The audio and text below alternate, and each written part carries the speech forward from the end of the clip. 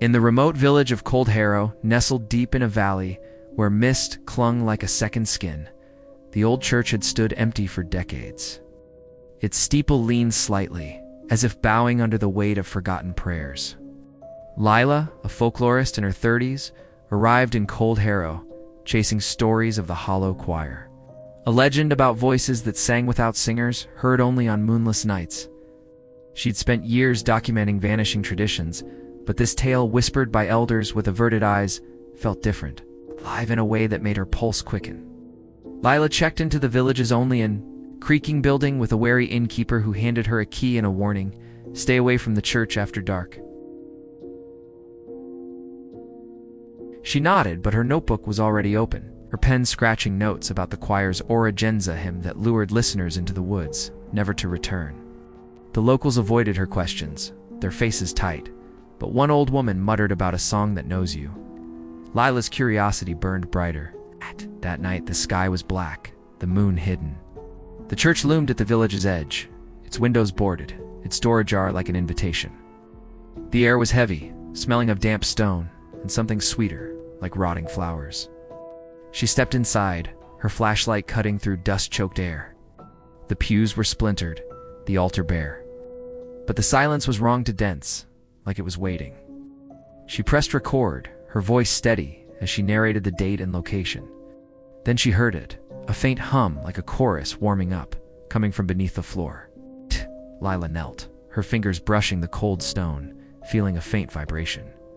The hum grew, forming notes, then words. Old words, in a language she didn't know, but felt she should.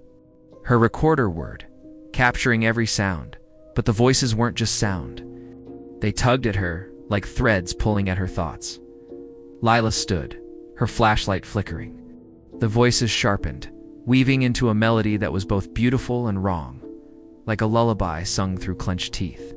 She followed the sound to a trapdoor behind the altar, half hidden by debris. Her hand shook as she lifted it, revealing a stone staircase descending into darkness. The choir swelled, urging her down. Just a quick look, she told herself, though her legs moved as if pulled.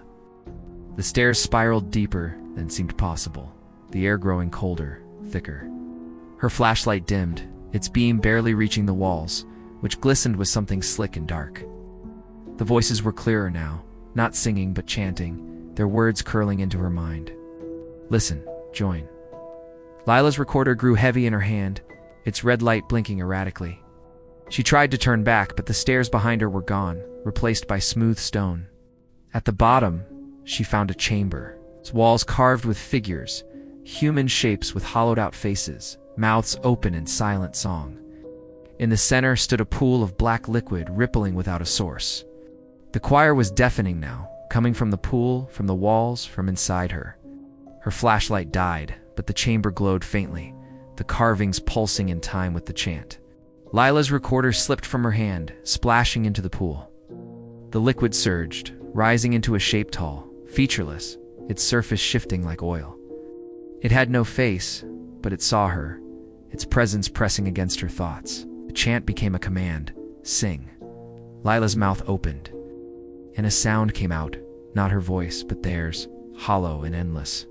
Her body moved, stepping into the pool, the liquid warm and clinging, pulling her down. She tried to scream, but the choir drowned her out, her thoughts frayed, replaced by the song, ancient and hungry. The last thing she saw was her recorder floating on the surface, its light still blinking as it sank. Morning came to Cold Harrow, gray and quiet. The innkeeper found Lila's room empty, her bag untouched. The church stood silent, its door closed tight. But that night, a new voice joined the hollow choir, faint but growing, and in the village. A child woke humming a tune no one had taught her, her eyes fixed on the church.